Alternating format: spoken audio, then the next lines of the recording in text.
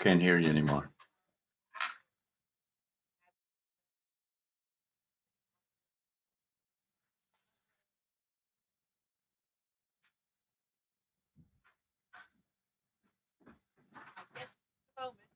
I've lost some. You good? Oh, Yeah, I'm good. I Okay. had the wrong mic up. okay. Are you good Sorry. now? Yeah, everything's fine. All Keep right. going. So, Go. have I introduced everything or then but nobody Go. heard You me? need to introduce All right, again. so I'm going to do it again because you didn't hear me. So, hello, my name is Marilyn Shannon. This is the Breaking Free Show. I'm very happy to have you all with us today. I've been gone for a couple of weeks visiting my mother, who is 93 and a beautiful woman, and doing some writing and all that kind of stuff. But it's really good to be back. And we have a show in store with a very important guest. So, before we do that, I want to say hi to Amnon, our producer. Hello. How are you? I'm just fine. How are you? I'm good. Did you have a good Mother's Day weekend? I had a great Mother's Day weekend, and we got the best Present. present And your that the daughter could give. and what was your present? She graduated from electrical engineering at NC State. Congratulations. And I know Thanks. his daughter really earned it, boy. Sometimes, you got to do what you got to do. And sometimes you just have to, I mean, it took her 10 years, Yeah, right? she didn't take it seriously all this time, and in the last 2 years she did. And she's successful. And she has a Yeah. lot to look back on and go, yes. And so do you, Yep. right? And can we lower the mic on your side, guys? I mean the speaker Do you know how to again. do that? Maybe Yeah. you brought it up On our because you guest. couldn't hear Marilyn earlier. Okay, Okay, keep here going. we Let's go. see. So, anytime during the show, you can call in to 919-518-9773, or you can connect with us on computers, 2K Voice. That will be on Skype Voice. You can call into the studio. You can connect with us in our chat. We'd love to have you there. Just put your name under the video, and you can participate in there, ask questions, comment, whatever you like. And today's guest is an extraordinary person, a friend, and I had the pleasure of hearing him speak before. And what he speaks about is so relevant and so interesting that I brought him here to the Breaking Free show. Because you can't have enough choice when we're out in this world and things are going on in our lives. We are our best advocate to do whatever it is that we need to do for whatever reason we need to do it. And in certain cases, you go to this expert. In certain cases, you go to that expert. Sometimes you go to a doctor. Sometimes you don't. Sometimes you do a whole bunch of doctors. Sometimes you do a whole bunch of alternative things. But to be educated and to be able to be educated so that you can be the one that makes a decision is so important. So today we have Manfred Mueller on, who is a homeopath, and he is brilliant. And I want to welcome him to the show. Good morning. How are you? Thank you. I'm doing well. Thanks. And Good. you? I am doing great. Thank you for asking. Not very often a guest says, "And how are you doing?" And great. Thank you. So, first of all, tell everybody who you are and how you've been doing it and how long and all that kind of good stuff. Well, I'm a homeopathic practitioner. I now do only over the phone consultations with my clients. My clients are all over the world, and I get calls from anywhere in the world. And basically, I take cases, homeopathic cases, over the phone. We also have regular follow ups and with those our clients. And I have done this for 40 years. 40? Yes, You have been a homeopath for 40 years? that's correct. Wow. How long ago actually did homeopathy begin? Homeopathy was introduced or developed, you could say, in the late 1700s, actually. The law of similars, which is one of the chief tenets of homeopathy, was stated by Dr. Samuel Hahnemann in 1796. Hahnemann conducted all kinds of research throughout his life, and he lived till 1843. So homeopathy was developed during those years by Dr. Hahnemann, and it spread all over the world. So can you explain this notion of similarities or Yes. similars? That's Notion very of interesting. similar. Yeah. Yes. Yeah. Yes. It's the discovery by Hahnemann that medicine that can produce a similar syndrome or group of symptoms can be used for a disease with that syndrome. And that doesn't matter what the diagnosis of the disease is. So, for example, we may have in kidney disorders, we may have a disorder very similar, swelling, protein excretion of the urine. These are typical symptoms of chronic kidney disorders, like nephrotic syndrome, for example, which resembles the syndrome produced in under controlled conditions when you tested on healthy people by the venom of the honeybee. That's an example.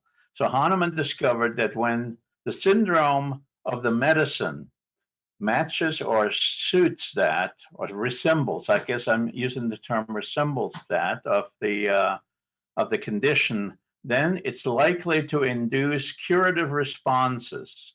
That means in the body, it actually stimulates healing. Whereas when it's different or even opposite, it may suppress the symptom temporarily, but the medicine you have to keep giving the medicine. So these are basic principles of medicinal treatment that Hahnemann discovered. And his discovery revolutionized medicine in Germany and in many countries in the 19th century. The way medicine was practiced, for example, homeopathic medicine was a mainstream form of medicine in the United States well past the turn of the century. And then it disappeared because of active anti-homeopathy activities engaged by the developing pharmaceutical industry. Wow. I didn't realize all of that. Specifically, there was a Flexner report, which was organized apparently by very wealthy people who were already invested in the so-called pharmaceutical industry. And they studied medical schools in the United States in 1910. The Flexner report was issued and found to have basically no science in any of the things they investigated. They investigated naturopathic medical schools, homeopathic medical schools. They investigated all of the so-called natural medical approaches in the United States and deemed them non-scientific, whereas the only kind of method of medicine at that time was deemed scientific was the so-called allopathic medical school, the school of medicine, I should say. In other words, the philosophical approach of allopathic medical schools. Now, I probably should explain what allopathy means, but I think I'll just leave it at that. It's regular medicine. It's the only thing that was deemed scientific then. Today, it's the only kind of medicine pretty much that's being practiced in the United States, with a few exceptions. So, Manfred, why the shift? Why did that happen? Why did Yeah, medicine why did shift? that happen? Yes. You could, I mean, a lot of people are saying the Flexner report was biased. It deliberately wanted to get rid of natural medicine, like naturopathic medicine. In those days, we also had a school called the eclectic school. Eclectic school was a direction in medicine that attempted to rescue all of the various methods that had been already used traditionally, like by the American Indians, indigenous peoples, things that people knew worked, things that were used widely at the at the frontier, American frontier, and apparently worked. Naturopathy, naturopathic physicians All of their schools were investigated. So all of these investigations found basically none of the natural schools were scientific. That also included chiropractic. Chiropractic was investigated. Osteopathic medicine was deemed unscientific. In the end, the only thing that was scientific was the kind of medicine that relied on, in those days, already the beginning of synthetic drugs, drugs that could be patented and that one could make a big profit of. And that is the only medicine that is practiced today. Right. So this notion of creating a similar environment is what homeopathy is. You create the similar environment, and then you can heal, cure the symptoms or the condition. Well, right? what we try to do is study each medicinal substance that can be natural, and most of our medicines are natural. So let me give you an example, another example. For example, an herb, a plant. We have many medicinal plants in the wild, growing in the wild in America. In North America, there's thousands of medicinal plants. Many of them have already been used traditionally as medicines. When they're tested under controlled conditions on healthy people, they can produce a syndrome, a group of symptoms. And that group of symptoms is used to use them for disorders. Now, that seems paradoxical. Why would you want to introduce or induce a group of symptoms in a sick person? Well, in homeopathy, we actually don't. We use the medicine not only for similar syndromes, but also we use them in extremely high dilutions. So these high dilutions of these very natural and medicinal substances can trigger in healthy people curative effects that help the body heal itself. That is the basic idea of homeopathy. So let me ask you something. So you said you started 40 years ago. What triggered you personally to go into homeopathy? What's your backstory? I had gotten a degree in psychology. I had already started my first job in psychology, worked with schizophrenic patients. I also had some family experience with mental illness. I was very concerned and wanted to learn more. I considered going to med school at the time. I was in my early 20s. At some point, I think in 1978, I met Dr. George Guess, who was a conventional physician who had just started to study homeopathy. And we had met like in social situations. We talked a lot about treatment, about medical treatment. I was very concerned at the time about the detrimental effect of medical psychiatric drugs on the patients that I was seeing. I was very unhappy with what they did to people. I didn't feel like much healing was going on. And so we had lots of conversation. George gave me information in those days. This was before the internet. So I got the little books to read. I've got pamphlets, and I investigated on my own.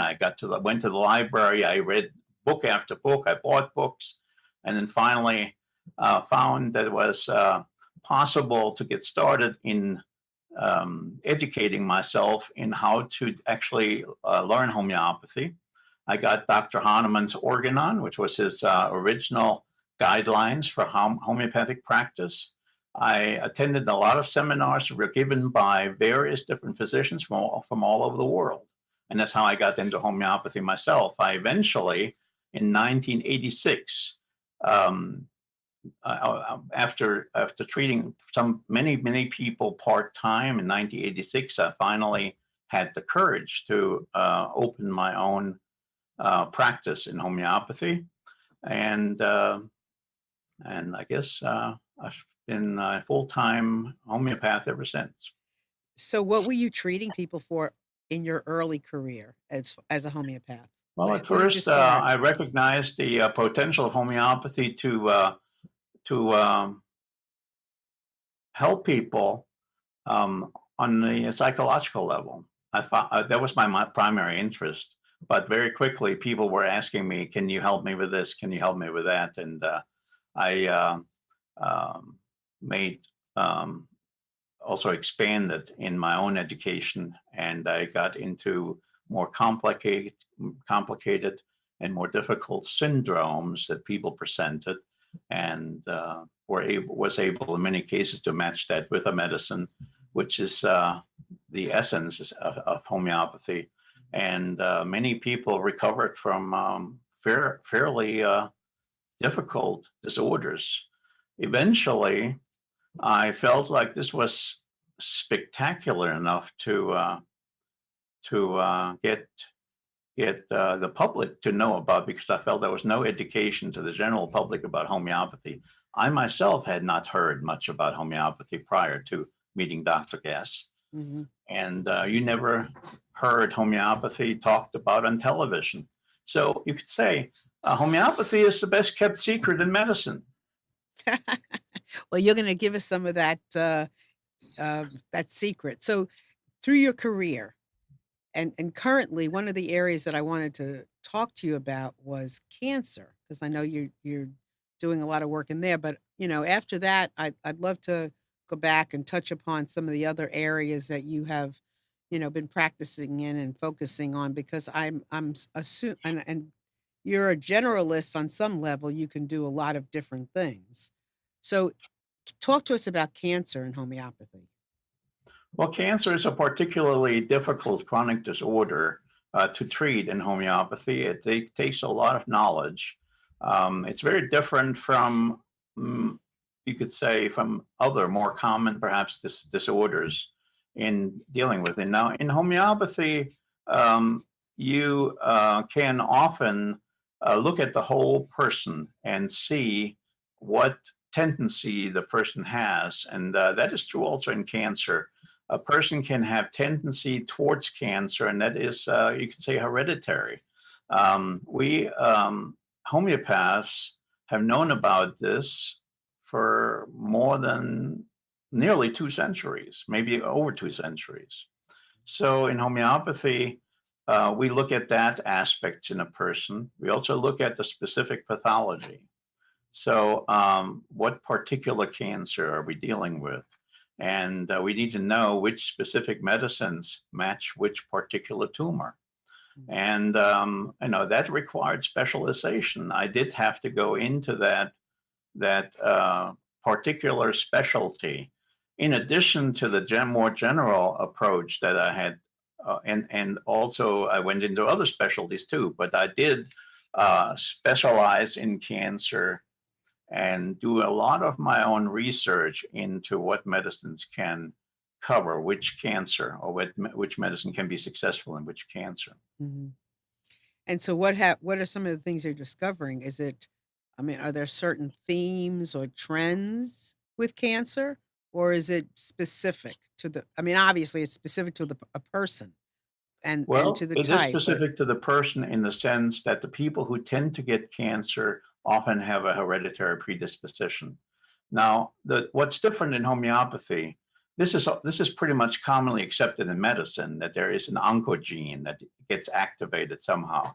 And of course, that oncogene can be activated by environmental factors, toxins, for example, so-called carcinogens. Mhm. But there's an underlying existing hereditary predisposition that can be identified with other than genetic methods. So, for example, homeopathy, we look at characteristics of the human beings that develop cancer. We see that they have certain characteristics. So, Dr. Fubister, a British homeopath, discovered certain characteristics in children of people who had cancer. So they already, as children, inherited certain characteristics that included a cafe au lait complexion, that included a certain physiological a tendency to get bluish sclerae. Sclerae are the white part of the eye. And all of these could be observed in children already. So homeopaths early on, long before the human genome was investigated, saw there was clearly hereditary factors that were transmitted from the parents to the children. And we learned to identify, we meaning homeopaths as a profession, learn to identify those characteristics. And when we come across those characteristics, we also learn how to find a medicine that matches this group of characteristics. And there are many medicines that cover cancer. Yeah, I mean, I've always been fascinated with homeopathy. When my friend Debbie was here, because when I would go sit with her and she would ask me a million questions. And then when she got an answer, there would be a million more.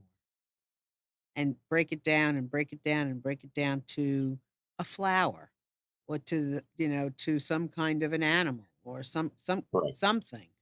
And it was just fascinating. And for somebody like myself who has no previous knowledge about this, I'm wondering, she would give me a little bottle with some liquid in it, and she'd tell me to tap it like 100 times and take it, under my tongue, a few drops, whatever, like 10 times a day. And I'm like, how can that help me?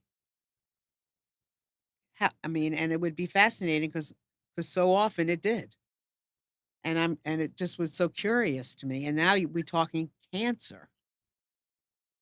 And so how does that work? With breast cancer and all the different kinds of cancers, how does that happen? What is it? What is it that is being created through homeopathy that can help with cancer? And Well, and the other question is, I yes. guess, how soon after a diagnosis can does it work, or is it just the predisposition? You have to get it before even the diagnosis. Talk some about that too. Yes. Well, if you have a predisposition, then it's a good idea to get homeopathic treatment for the predisposition.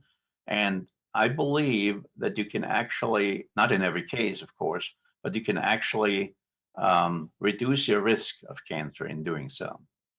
So, for example, having seen thousands and thousands of patients over the years, you see how many of them do develop cancer. Very few who have done this, who actually have undergone several years of preventive treatment, actually came down with cancer. I'm talking about less than 2%. That's an estimate that's based on my own personal observation. It's difficult. It's not a formal study. I'd love to do a formal study about this. There have been studies about homeopathic treatment, and those studies have shown in many cases specific effects of specific medicines. Homeopathic medicines have been shown to be effective for cancer in many different kinds of studies. So, for example, in vitro means in a laboratory, you could say on a cellular level, often. So cancer cell lines have been treated, if you will, with homeopathic medicines, and they have shown cell death as a result of homeopathic treatment. This is done by carefully dividing two groups, a control group and a treated group. And the control group gets nothing but water. The treated group gets a homeopathic medicine. And many of the studies have even taken into consideration the potential biased effect of the scientists involved. So they would blind the study. That means the people who actually administered medicine did not know whether they were administering verum, which is actual medicine, or placebo, which is a pretend medicine, or basically a substance that looks like the medicine. So those have been conducted. There are many. I found hundreds of studies that show that homeopathic treatment works in cancer. And what happens? Why doesn't it work? I guess is my next question. At what point? Why doesn't it work? What do you mean? Why doesn't it? It works, and then there are times that it doesn't work. What would be the disposition? Oh, there are many reasons in life. Many reasons that patients encounter in their lives cause a treatment not to have an effect. How much of a person's condition is affected by them emotionally? By their emotion? Yes. You want my honest answer? I want your well, that's why you're here. I feel like it's overrated. Ah. I think the biggest factor in cancer is heredity. Number one, heredity. Number two, environment. With that, I'm saying environment that could be carcinogenic. There are certain things that you can be exposed to can directly trigger cancer. Specific poisons. Cancer is a toxic disease, no question about it. If you're exposed to those poisons, like formaldehyde is a common poison, more and more people are exposed to it almost daily because it's a byproduct, or you could say it's an outgassing product from furniture and from many products. But you see, the people that succumb are the weaker ones. They're already weak to start with. Are The they weak? people Are that they weak do not physically? get cancer are the ones who have very strong. When you study, like I have now for thousands of patients, the family history, for example, that means the diseases that run in a person's family. And then you get patients who tell you, oh, my mother is 97 years old and she's still kicking. My father is approaching 100 and still doing well. You don't see much cancer in those people. But the people whose parents died in their 50s, they're very often, they have what we call in homeopathy the cancer diathesis. And they're much more likely to succumb to cancer during treatment as well as get cancer in the first place. That's very, it's really interesting to hear you say that. I mean, because when you sit back, it appears to be the truth. I mean, when people turn around, they say to you, you have good genes. We kind of laugh it off, but there is It's a something to fact. be said for that. No doubt. No doubt. No, I But mean, down there's another thing. You brought up the psychological effects, Mhm. emotional. There's no doubt that there is something to that too. If you are under a lot of stress, like going through a deep depression, let's say, it affects your immune system. The immune system plays a major role in healing and whether you recover from a disease or not. So that's an important factor too. But you see, coming back to the heredity determines which people bounce back. So you see, we're interested in not just the mechanisms. We're not sure there's mechanisms, but that's not the only thing we look at. In homeopathy, we look at the whole picture. That means the patient's environment, the circumstances, the family circumstances, what's going on in their lives. All of these things matter. And whatever we choose as a medicine is directed at improving that situation. So how relevant has it been through your career that you started this journey as a psychologist? Good question. I think the most important factor that was interesting to me in homeopathy was the connection between mind and body. There's no doubt that there's a connection. But even more important than that is a more of a theoretical thing that might not be of interest to everyone, but I saw in homeopathy philosophically a perfect science because it took into consideration the human experience as opposed to just the empirical facts. Medicine, scientific medicine, as a rule, especially medical practice, only looks as the scientifically verifiable facts.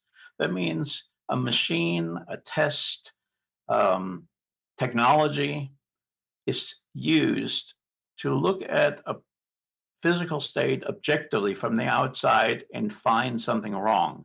This is very clearly the case when you look at the tumor. You need to use imaging, X-rays, PET scans, MRIs to find certain tumors. So those are technologies that can ascertain whether there's factually something there. But what you overlook in all of that is human experience, human relationships, how people feel, Mhm. how people relate to each other, and how that affects their health. Now, that has been looked into over the past 30 years. More and more scientists have started to develop methods of even making a scientific study of that. And so we know much more than we ever used to know about the health effects of human emotions. But it's not being taken into consideration at all in the way medicine is practiced today. So today, a doctor is concerned about a diagnosis and a medication that is, in most cases, 90% of the cases, that is intended to suppress the symptom of that disorder. So I know I'm getting a little theoretical No, no, here. no, So no. But let because me I give mean, an we experience, example. Say yeah, diabetes. because Okay. we experience this even with a cold.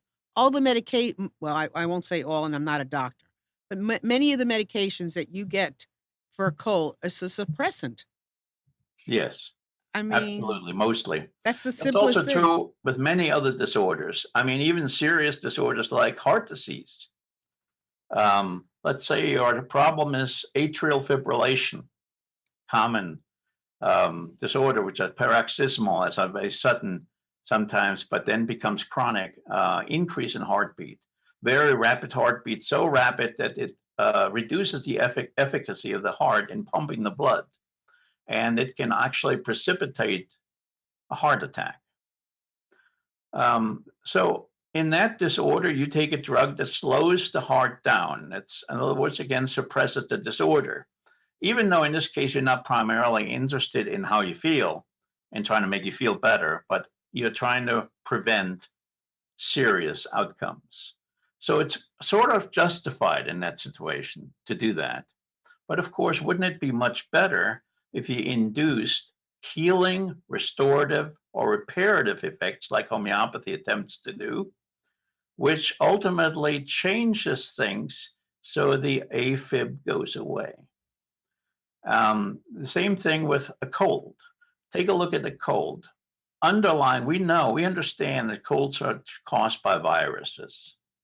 There are millions of viruses out there that can cause, and many of them can cause a cold.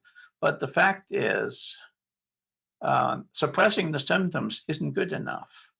In homeopathy, what we do is we stimulate the person's immunity against these viruses and help them get over the cold that way. So overall, the idea is that next time they encounter another virus that may be stronger, their immune system may be stronger, they may not get the cold. And that's something that you see typically in people who are treated homeopathically on a regular basis.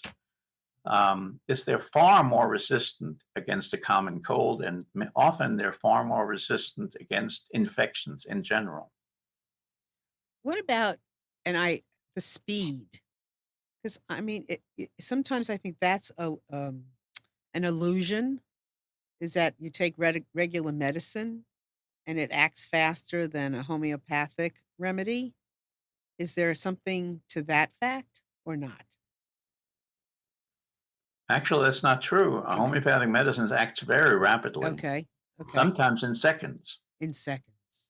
So let me give you an example. I attended a wedding, and there was a little girl, well, maybe 8 years old, who had a history of anaphylactic reactions to bee stings.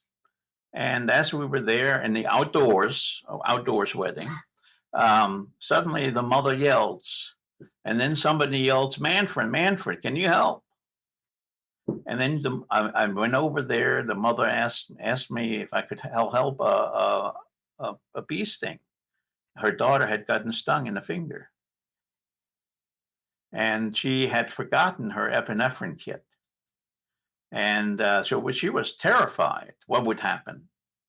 I had absolutely no problem with pulling a over-the-counter homeopathic vial out of I had to go to my car, and I had to have my remedy kit with me, pulled a vial of Apis mellifica, which is a homeopathic medicine that often counters these type of reactions, actually made from the honeybee. So you understand there's a connection here. Right. It can produce a similar syndrome. And that's exactly what happened. The medicine induced immediately a relief. This was seconds. You could tell this girl was swollen up with her finger. She was gasping for air. As an 8-year-old girl, she didn't know one way or the other. She just had symptoms from that honeybee sting. She was developing symptoms already that could have led to an anaphylactic reaction, or was part of an anaphylactic. You could say the beginnings of an anaphylactic reaction. And one pellet under her tongue completely changed this in seconds, to where you could see her sigh of relief. You could see her smiling, whereas before she was had the terrified look on her face. So homeopathic medicines do act instantly in some cases. However, there are chronic disorders where homeopathic medicines are given for months. And over months, they induce changes that ultimately change a chronic syndrome that's been there for years. Of course, that's going to take months to have that effect. In my practice, we have a saying: a steady drop hollows the stone. And homeopathic medicine, we can give daily doses of medicines, and we do routinely, especially in my practice. So we can induce changes that are permanent. And that's also pretty much what research has found. That's what it does. It triggers pathways in the body that ultimately heal or cure the disorder. And this is true also coming back to cancer. This is true also and possible in cancerous tumors. Now, the factor that's important here that you brought up is time. Do you have the time to trigger the change? And that depends on when the diagnosis is made. So when a diagnosis has been made early on in the game, when a tumor is still measured in millimeters, you have a much better chance of curing that cancer than if you are in a fourth stage, say bladder cancer, which is in most cases fatal. And if not curing it, then definitely, I mean, I saw it with Debbie. I mean, when she went for her and she got her diagnosis, it was like, go home and, get ready. You're not going to make it. It And really depends on the diagnosis, what it is, and so forth. But Debbie did pretty well, didn't she? she did well for years. For years, For exactly. years. I mean, for several years when they gave her, a death sentence. She went home and she did everything she could possibly. I mean, I watched. I heard she did everything she could possibly do, with She did. homeopathic remedies, and she lasted for years. But even where homeopathic treatment doesn't lead to a cure because it's not time, because of other adverse factors, we see in virtually every case dramatic improvement in the quality of life. That's what we hear from the patients themselves, from the families. We hear it also from studies. So in Europe, especially, homeopathic oncology is a much more widely practiced field, and it's done in hospitals. It's done by medical doctors, and there are studies on this to see how effective it is. And that's one of the things that you find, even when homeopathy does not work to the point where we like it to work. We do see patients love homeopathy for that reason. They feel better. Right. Right. Well, I remember many years ago, I had a really bad cold and I was just really, really bad. And Debbie gave me a couple of things. I took a nap and I woke up and I was completely healed. I mean, completely. Not a sniffle, not a cough, and it freaked me out. Yes. I mean, literally, I have to. She gave me something about eagle or something, the energy of eagle, or I can't even remember, and it freaked me out. I was like, I had nothing, and I couldn't believe anything could go. I could go away that way. Yes. Just take a nap and wake up, and I was perfectly fine. I mean, it literally freaked me out. I mean, Actually, I had a similar experience. I had, in fact, that's one of the reasons why I ultimately got into homeopathy. One day we were going to hear some music. Dr. Guess and I and a bunch of other people were walking in a cold wind in Asheville, North Carolina. And at the end of the evening, I had a terrible sore throat. And I knew this kind of sore throat, by the next day, I would be in bed with a fever. And it would take me maybe a week to 10 days to get over it. I asked Dr. Guess, I said, George, can you recommend a remedy for me? This is the first time I'd ever tried homeopathy. He gave me a pellet under the tongue. Oh, he asked me a few questions, just a few questions. He asked, how are you feeling otherwise? How are you feeling emotionally? I said, well, now I'm kind of anxious. And of course, it was obvious that we had a cold, dry wind. He gave me aconite, Aconitum napellus. And by the time I got home, I felt better. By the next day, my cold was gone. The sore throat was gone. Everything was gone. I thought I had experienced a miracle.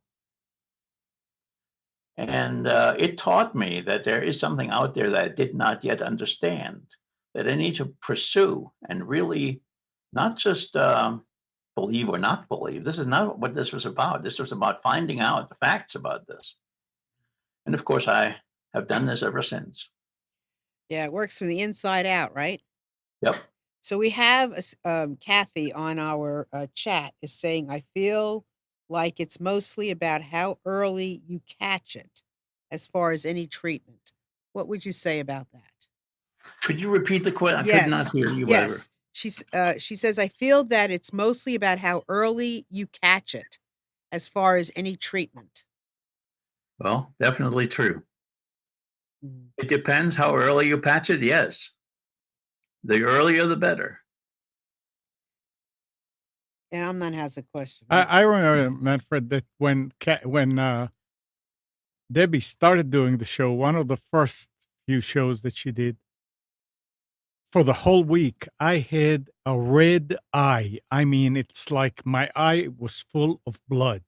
I Yes. went to the doctor and they tried this and they tried that and different things. And that day was a week. And I went to the doctor that morning and they gave me steroids. And I came to the studio and she looked at me. She said, What's wrong with your eye? And I said, I don't know, but they gave me this. And she looked and she said, that's steroids. And I said, yeah. And she said, no, you can't take that. And she took 2 pills and she said, put it under your tongue. I said, okay. And half an hour later, she said, go to the bathroom, look in the mirror. And my eye was completely white. What they tried with all kinds of pills and drops and antibiotics and all, 2 pills and bam, that was it. It was gone. So, I mean, I was exposed to natural medicine back in Israel when I was growing up, but not pills. It was always something that you have to concoct yourself. And this was an eye opener. Yeah. It really, I mean, and I'm not one of those people who, I don't chase everything, and I'm not, I mean, I just don't do that. And for those of you who are listening and wondering, who is Debbie? Well, Debbie had a show on and it was all about homeopathy. And it's called a Health In Show. And it talks about all avenues of homeopathy, all types of things. And it's on tomorrow at 10 a.m. Just so you know, we're on once a month and we've continued it. But Debbie did pass away from cancer last year. But I've heard Manfred speak before and wanted him very much to come on to this show to expose all of you out there who might not have heard the extent of what you're hearing now about homeopathy, because when you talk about breaking free, I mean, it is something you should be aware of, period. So that's who we're referring to, and she was a very dear friend of ours, and, you know, And right? Kathy adds here, she said, I was deeply grieving after the death of my mother. Mhm. Very teary. She continued to ask questions. Debbie, Right. after about 15 minutes, I realized I was no longer crying and calm. Right. So so we've talked about different things that can um, have an influence: the environment, hereditary, the human condition, which I believe so strongly, human experience, which most people, when nobody takes the time, not most doctors do not take the time. They don't have the time. They have to be in and out of the examining room in 5 minutes. They don't have the time to ask you those questions. The other question, I would like to go into a little bit more detail about those. The other question I'm interested in is the about the homeopath. How much does the actual homeopath themselves influence the condition or the healing or the prognosis or the whatevers? Yes, good question. That is another aspect of the placebo effect, which is at work always in every healing relationship. A healer and the healed. Whenever you encounter this relationship, you need to take into consideration potential um, a role that this relationship itself plays on the outcome of the healing. Um, I have asked myself that same question from the very beginning when I first set out to try homeopathy, when I did it with friends, relatives, and finally with strangers, complete strangers who did not know me, who came, and I've written up many of my cases. They've been published.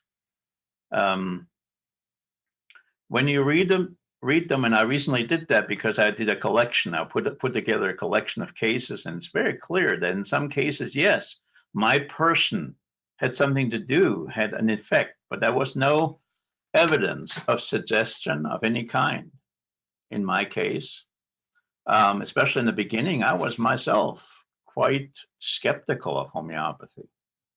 I now, well, for the past 15 years, 14, 15 years, um, have a phone practice. That means we talk on the phone only. I make it clear what I think, especially when we have serious chronic illness, that I believe that this can go one of two ways. Either we see improvement or we don't. I make that very clear from the very beginning. I ask them to keep an open mind. That's it. I do not require that they believe in homeopathy. So I don't believe I'm asking for the belief factor. In other words, you don't have to join my church to get well. Um, some people have told me, and some of those testimonials are on video, and they've been put on YouTube by our staff. One client comes to mind, and we call them clients, by the way. I don't have patients. I'm not a medical doctor. I don't have patients. Patients requires that you do what the doctor tells you to do. Client is something that you come and you ask me for information. I can provide you with information, but what you do with it, I have no direct influence on. And but coming back to the client who did the testimonial, she said she thought when she came to my practice, this was still in person. She listened to me explain homeopathy briefly, and she thought at the end of the consultation, she thought I was an absolute kook. She used that word. I was an absolute kook. She thought I was completely crazy. But because a friend of her had come to me and referred her to me and had gotten well in a few months from her, whatever ailed her, she had chronic pain. This client tried it too. By the way, she suffered from post-polio syndrome. And she had been in a wheelchair off and on because of extreme pain of her legs, pain of her whole body. And she tells in her testimony how she got well within 2 months. She didn't believe anything I said, but she resolved that she was going to try it. So I run into that a lot. I also work with animals. Many of the pets, the animals, the horses, the animals that get medicine, we don't even know whether who gives them the medicine half the time, but they often get well. We recently had a case of cancer in a dog who got well in a matter of less than 3 months. The tumor disappeared. We also have plants that we've treated. And I started with my own plants. I remember what did they call these plants? I forget now. A jade plant. It was not looking too well. It's starting to turn brown. And I was going off for a trip for a week, and we had a babysitter, and I instructed the babysitter to give the water the plant, but also give a dose of silica, homeopathic silica, to the plant, because to me it looked like it was losing its grit, which is the indication for silica. So when we came back, the plant had recovered. I remember a number of rhododendron bushes in front of my house that were planted in the sun. Unfortunately, the rhododendron doesn't do too well in direct sun. So they were not, they turned yellowish. Unlike the other rhododendron bushes that were in the shade where they're supposed to be planted. So I thought of effects of sunlight, which is an indication for Naturum muriaticum, homeopathic medicine. So I mixed that medicine into the water and started watering them. After about 2 weeks of watering with that, their leaves were back to completely green and they looked healthy. Wow. So that's another example. So yes, I think that's a very legitimate question. It's the personality of the homeopath that induces these healing effects? I don't think so.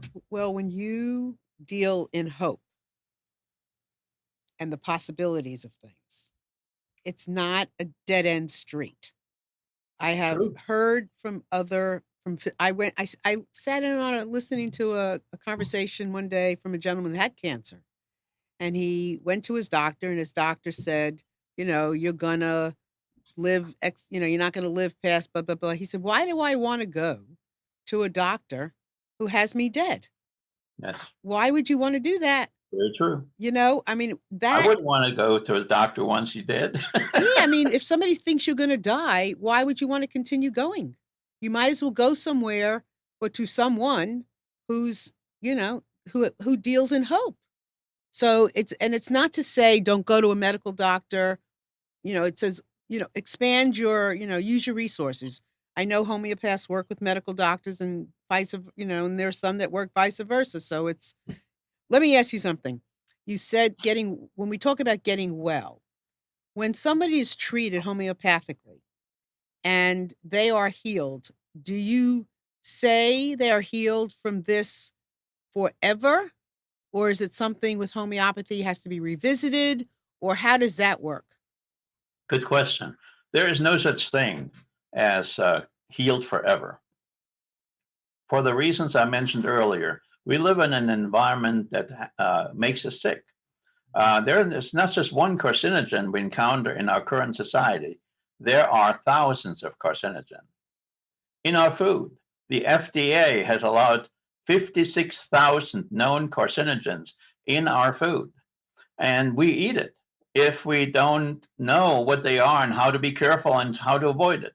So no, there's no way that we can cure everybody for good and forever. But that also depends how much education we can do, how much ultimately people can change their environment. We do have a choice to some degree. Mm-hmm. So, for example, I like to use the example of the cell phone. 26,000 studies tell us that they make you sick.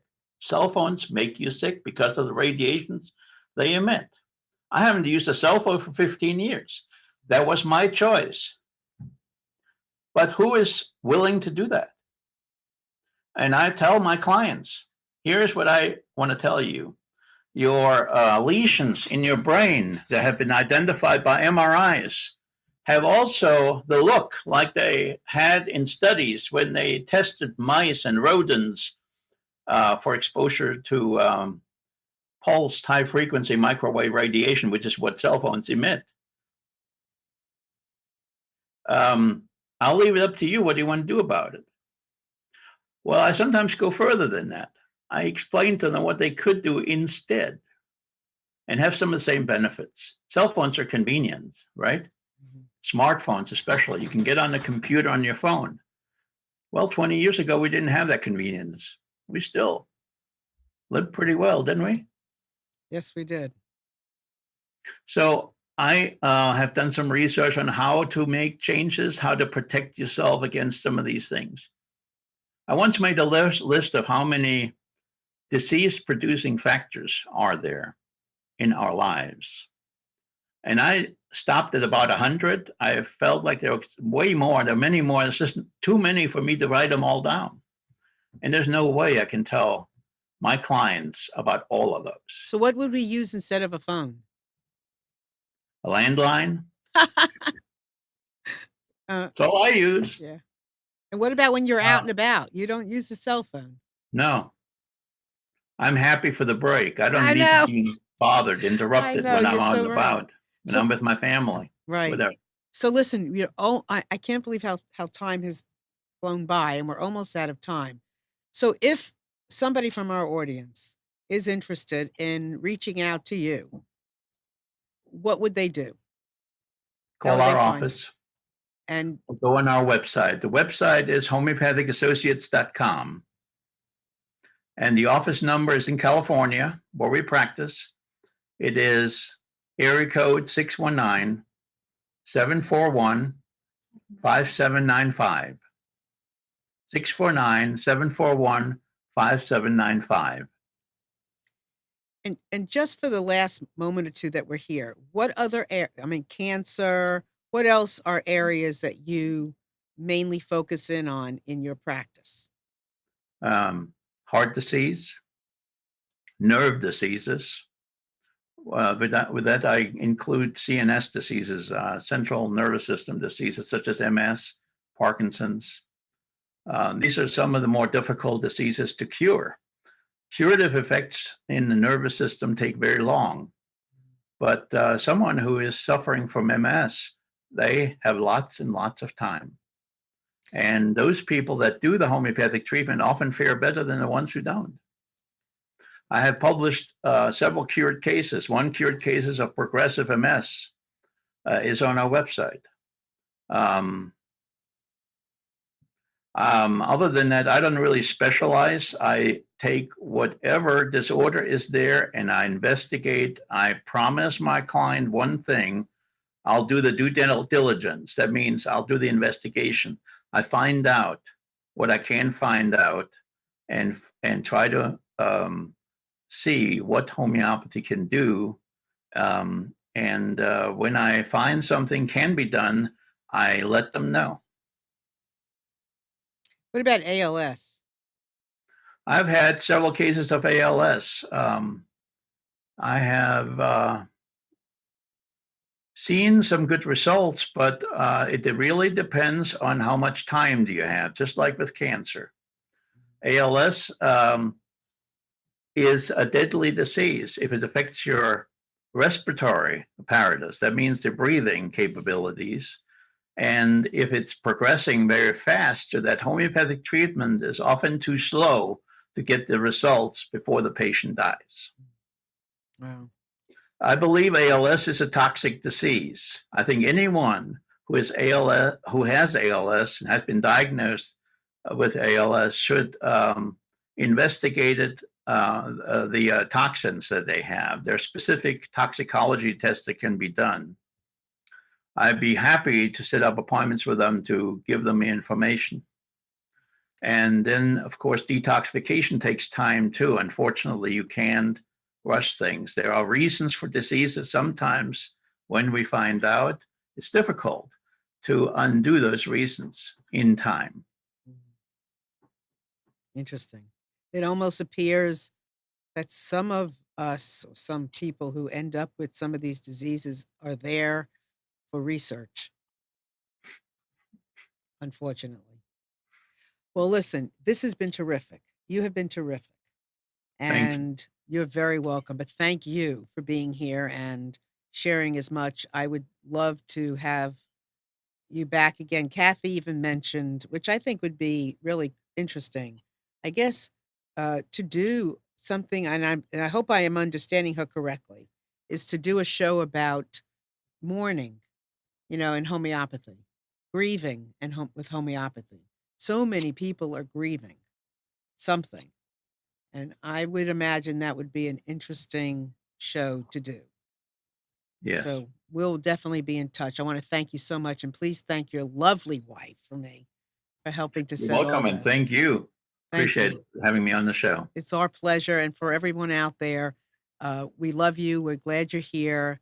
And it is our duty to do whatever we can to support you in any way we can. And this is one of the ways we get to do it. So thank you very much. And we will see you all very, very soon next week. Bye.